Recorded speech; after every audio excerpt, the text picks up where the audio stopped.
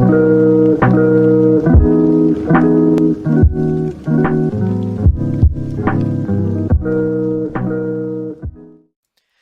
guys, what is going on? RedMaster here, and welcome back to the episode of Cards and Castles TV commentary. Where today, if you guys don't already know how this series works, we're going to simply be jumping into Cards TV and checking out some matches, seeing what's going on across some of the higher levels of competition. Pretty standard stuff, but today we are going to start off with this match right here. DiggieDawg taking on Chelsea. I want to say chelseamanis. Chelseamanis. I'm sorry if I butchered that correctly. I'm gonna call him Chel for short. Or she, I can't really assume. I feel like I've tried this name before and I've butchered it as well many times, so I do apologize for the continuous butchering of this name, but no one has corrected me so far. So that being said, let's go ahead and jump right into this match here to start us off for this edition of TV commentary. Alright, and here we go. So, Chel taking on Diggie again. Diggie rocking the Druid Ninja, meanwhile Chel the Crusader Pirate, so we could probably assume some sort of greed or school of knowledge will be involved. But DiggieDawg going to start us off here with the Salahar Rider play, of course a very early aggressive unit. Chel responds with a 2-drop Merchant's Estate, so getting her gold, or his gold set up. Again, I apologize for assuming, but not much I can do on my end. But anyway, Rider and Lumberjack going to follow up from DiggieDawg, alright, not bad. So some aggression, some early aggression, not bad. Chel going to play a Southport Captain to get rid of the Salahar Rider. The last will target Merchant's Estate, so that Lumberjack will have to trade into the Captain, which will be the action taken by Diggie here, so he does get that draw. Metal going to bring out what exactly? Northland's Bear. Okay, quite interesting. Maybe Diggie's got more of a beast-focused deck, but there's a Courthouse from Chel. So we'll see how that plays in. Grendel going to be the card to go to, though. Going to block that bear at all costs. And of course, Diggie going to have to fall back the bear, throw out a Lumberjack to kind of block the Grendel here. We'll see what Chel does here. Reinforce onto the castle. I feel like I had like a gasp of air in there. Did anyone else hear that? I don't pay attention to it. Anyway, Chel going to go ahead and use Divine Knowledge as well to draw 2 cards. Kraken, Frog Prince. So, a lot of mixed signals from this deck for sure. We see Knights, we see Monsters, we see Wizard for range. It might be more of a Courthouse-based deck, maybe just capitalizing on some good units that that Chel has, potentially. I'm not really sure, but we can see the Courthouse finally being played, plus a Wizard. Meanwhile, Diggie's got that Fenrir advancing, as well as the Northland's Bear. Going to go ahead and dissipate that Wizard, and bring up a Killer Rabbit. So he's trying to avoid, you know, getting or allowing that Wizard to use his range in any sort of way. Frog Prince going to go ahead and come on out. Interesting choice by Chel to throw in the Frog Prince, especially considering we haven't really seen any Knights so far. But we'll see how well the Frog Prince does in this scenario. Ancient Arbor going to come out, blessed with the Bestial Rage. I feel like I should... Blessed... I don't know why I said blessed. I feel like, you know, blessing of the trends, and it just makes sense. But no, Bestial Rage going to be the card to go to.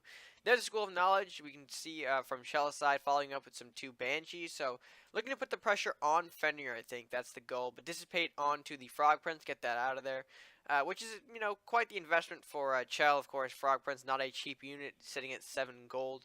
We'll see if he replays that at any point in this game. But he or she will start getting double draw. From the School of Knowledge Merchant Estate combination. Frog Prince comes back out pretty early, plus Heavenly Shield onto that same Frog Prince, so Armor and Resolve. Gonna make it a bit of a tricky unit to take out, plus the Hovel, well, you know, why not? Hey, he has the extra gold, so Rat Hovel coming out with the spare gold. Meanwhile, though, everything else pushing up, good use, or I wouldn't say good use, but, you know, Diggie has linked things together, so hopefully the Banshee doesn't give him any sort of lightning to capitalize on that. You know, chain lightning would be devastating here. Kraken going to come out now. Pretty interesting investment, but he will take out the Fenrir with that, not really wanting to deal with that in any sort of way. Arbor going to go ahead and trade with the Frog Prince, in a way. The Resolve will keep Frog Prince alive, but pretty much everything on that Frog Prince is gone. He will get some armor back, though, so now a 5-3. Fenrir comes back out from Diggie's side. So Vicious Sunflower going to go ahead and trade, taking out the Hovel, Frog Prince, and dealing damage to Castle. Not bad for Diggie. Meanwhile, bringing up a Ranger from the Call for Aid he played a little while ago, and meanwhile advancing everything else forward. Chel looking to use that Krakus, though I imagine that she, you know, just drew. Will hit the Sunflower, meaning that the burst will take some damage off of Krakus, but not too much to put it in a bad place. Meanwhile, Southport looking to block, same with the Banshee there. Interesting. So now where does... Oh, dissipate. That's going to do some damage. That actually does big damage. Is that actually the game? Let's say that could have been... I think that could have been the game right there. Fenrir... Well, I guess he wants more attack on Fenrir. For an OTK, maybe? But he could have had... Oh, ooh, that's a risk. E-Strike. Where's that going to hit? Oh, okay. Courthouse and Castle. I was about to say, I think he could have easily just won there regardless of the E-Strike. He dissipates the, whatever unit was in front. Southport. He would have dissipated Southport, hit the Fenrir onto Castle for some big damage. Meanwhile, also hitting the Banshee to trade it down there. Brings up the Ranger and Magic Eater, which would have been able to hit the Castle, so that's 6 and 7 more damage on top of whatever Fenrir had at the time. I think it was, what, 6? I mean, that could have been, well, could that have been the game? I think. I might have to double check my math on that, but I think that might have been the game regardless of if the E-Strike was in the, was in play there. E-Strike was an investment, though, and it was a risk for sure. E-Strike, well, I guess with Fenrir, he could have attacked a building, you know, after the rampaging on the castle. So he would have had probably a good chance to clear the castle, I think. But that was still quite the risk. I don't know if it would have worked out. There was a lot of buildings on the board, so even if he did... well, actually, no. Anyway, I think I'm getting ahead of myself. That was a great match, though, regardless. Good use of the E-Strike on Diggie's part, the E-Strike Rampage. A deadly combination that isn't really seen as often due to the fact that it is a risky investment and a big one at that. But it does pay off in ways like we saw in that match. Pretty effective way of winning. Just 2 15 strikes right to the castle, regardless of if the extra castle health is present. You know, and it just takes the castle right down. So, again, good match. Let's go ahead and move on to our second match here and see if we can find another good showdown match. I feel like I had a better word to transition into that, but you know what? It just didn't come to me. Anyway, match number 2. Let's go ahead and check it out. Alright, and our next match will be Vesaven taking on Hyrule. So, Hyrule rocking the Warlock Ninja, so potentially some awakening tricks here. Maybe, we're not sure. He thought that the Lumberjack to start off this game. Vesa responds to a Rat Hovel on his second turn.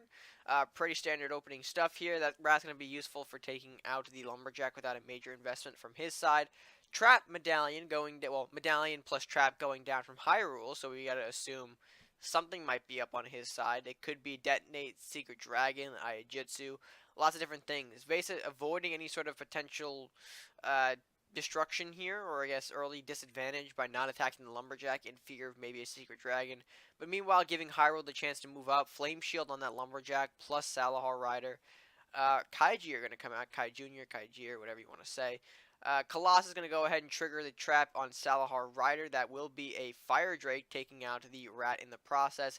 Meanwhile, the Kaijir and Rat from the hovel, the newer Rat, able to clean up the Lumberjack with Flame Shield. But that Fire Drake going to go ahead and chip away the Kai Jr., meanwhile doing another forward to Castle and weakening the hovel a little bit.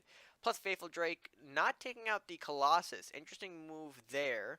I don't know if that was the right choice, but Grendel going to be the will be taking out, the Fire Drake and avoiding any sort of potential damage to the castle by moving it at a lower position. Faithful Drake going to go ahead and finish off the Colossus, which I thought was going to happen in the first place, but, you know, it is what it is. Question Knight plus another trap from Hyrule. So Hyrule looking to bring a more aggressive style out, I think, with this deck. We've seen a lot of traps go down, a lot of smaller early game units, but Minotaur going to come out from Vesa. Trigger the Secret Dragon. We'll get the... What is that? Green Drake? I almost said Poison Drake. We'll get the Green Drake to finish, and will be finished off by the Rat. So not really an effective trap from Hyrule. But that's alright. Mischievous Imp and Question Knight will take out the Minotaur and Grendel, meanwhile giving a Pyromancer 5/5, so making it a much more scarier range unit.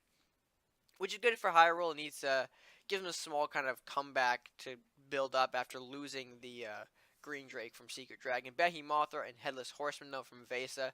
So Vesa's kind of bringing back a classical monster style with this deck, which I do appreciate, I will say that.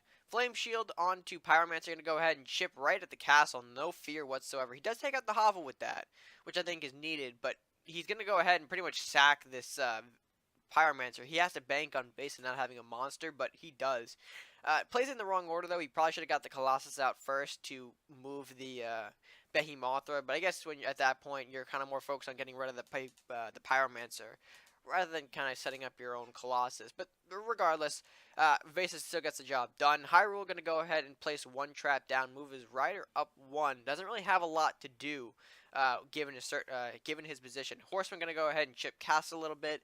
Vesa, or not, well, yeah. Vesa attacks the Salahar with Rat. Meanwhile, Last Will, ooh, that's a big detonate. Detonate takes out the stronger Behemothra, but that doesn't get rid of both of them. Interesting. So now Hyrule again banking off the draw. I think this match is pretty much in Vase's favor. We see Kraken in hand. He's not able to play it given the fat part upkeep. But still, Manfish will reduce Kraken's cost, so I think he's going to play it next turn to pretty much end off this game. 9 damage right now on Castle from Behemothra and Horseman. So I think we can assume at this point, unless he draws like, I don't think can save him at this point. I think that's pretty much game in Vase's favor. Stone Drake going to be the card that comes out. Moving forward, hoping to distract from his castle, but that's just gonna end off the game right there, and a pretty solid victory from Vesa, I think. The classical monster decks have not been really seen in quite some time, ever since a lot of monsters were factionized and moved over to different factions like pirates and ninjas. So to see them kind of come out, sort of nostalgic, definitely. I don't think they have a lot of potential in the current meta state, if you will, to be viable. But that's not to say that if you don't have the resources, they can be experimented with, definitely. King Kaiju Last Will is an example. That deck did fairly well a few seasons ago, and I think can still hold up. I think if played correctly, maybe tweaked. I do need to kind of revisit that and tweak it just a little bit to kind of fit the more modern style. There are a couple of cards that are probably considered outdated, and it could probably be updated, I think, to fit maybe more of the current format, or to adapt well more to the current format. But anyway, enough about me. Great showcase from Vesa with the classical monsters. Really enjoyed that kind of nostalgic match, and let's go ahead then and move into match number 3, and see if we can finish off on a very strong showing as our final match for this episode. Alright, and our final match will be Esikhan, hopefully I pronounced that right, versus Come On 23 Simon. I still don't know if that's... Again, names are not my specialty. But anyway, Esikhan going to start this off with a Lumberjack, not too bad. Warlock Crusaders, so we could potentially be seeing some Last Will from Esikhan. At least that's what I think when I see Warlock Crusader nowadays. Come On, though, unfortunately not going to be able to start off super strong. He will bring out a Cleric to take out this Lumberjack, hopefully get some Castle or Cleric heal. Going to get Cleric heal, which is probably the better of the two. It keeps his Cleric alive for more chances to heal, which he'll eventually heal up his Castle in his mind. Banshee going to be the card on Esikhan's side, so we can assume a little bit more of Last Will. Again, we've seen Banshee and we've seen Lumberjack, so not going to be surprised if we see Andrew come out right now. He has the power for it, so Medallion, I think that's an Andrew. That is indeed an Andrew. So it looks like Banshee going to go ahead and trade into the Cleric. Not the heal he was looking for. The Cleric heal would have probably been more beneficial to him at that point rather than now, but that's alright. We'll see what Simon does, or come on, we'll see what he does. Again, maybe I'll just call him C. It's easier if I just say C for now. Headless Horse is going to chip away one of C's armories, plus a defective Flame Cannon onto Cleric. So Esikhan going a bit aggressive here, going to smack Andrew onto Castle with about 4 damage. Not as a lot of damage, but still. Minotaur, though, going to clean up that Andrew, no problem whatsoever, and will survive if a Horseman decides to, of course, hit it, unless Esikhan's got an armory or another burn. We'll see. Rider, though, from his side, plus Drake Dance, so... We'll see. Okay, so he chips the armory, which is good. Disintegrate onto the Minotaur, and of course Salahar going to move up now. Pretty standard stuff. Good burn though, getting rid of the armory, pretty much clearing out C's board. I think that's what his deck is more dedicated on, at least on Esikhan's side. Maybe more of a board clear, or at least a very controlling style of Last Will. Salahar rather, going to go ahead and hit Castle, disintegrate again onto the Barbarian. So again, we see a lot of controlling here. Making sure that C doesn't have really a lot of room to push out and expand. Rushing Knight onto that Salahar Rider will, of course, damage the newly put down church, and C will place down a Seed of Regrowth to potentially grow his own tree, maybe start making a comeback here. We'll see if he decides to mount up anything. Craxus, though, from Esikhan, not going to make things easy for C. Minotaur, that works. Given the fact that Blacksmith is out. The 7 attack will trade into Craxus nicely without him drawing anything, but Dragon's Fire comes out. Trap card going to go ahead and get activated up top, I think, right? I don't even know the prioritizing for how dragons fight. Like, if you massively clear like that, I wonder how the game decides which one dies first. Maybe the one with more health. I'm not sure. Gonna have to research that. But anyway, see in a tough spot here. Centaur gonna go ahead and take out the Craxus again, giving him more cards, unfortunately. But we'll see. I think C can still recover. He's still got 2 churches out, which is definitely good. He's gonna get a lot of health back here.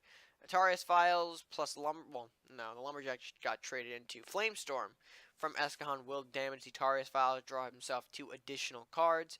Darkbender. Ooh, alright. Darkbender gonna come out. Now that's gonna be putting a lot of pressure on C, I think. Questing Knight. Will he throw out the Spiny? He will. Alright, so he's kind of getting aggressive here at least at this point. He knows he's in some kind of trouble. He doesn't really have a lot of cards, or actually he doesn't have any cards.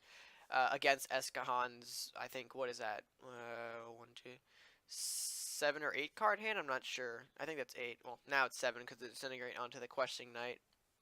Meanwhile, the Banshee from Mordok pushes up onto the castle.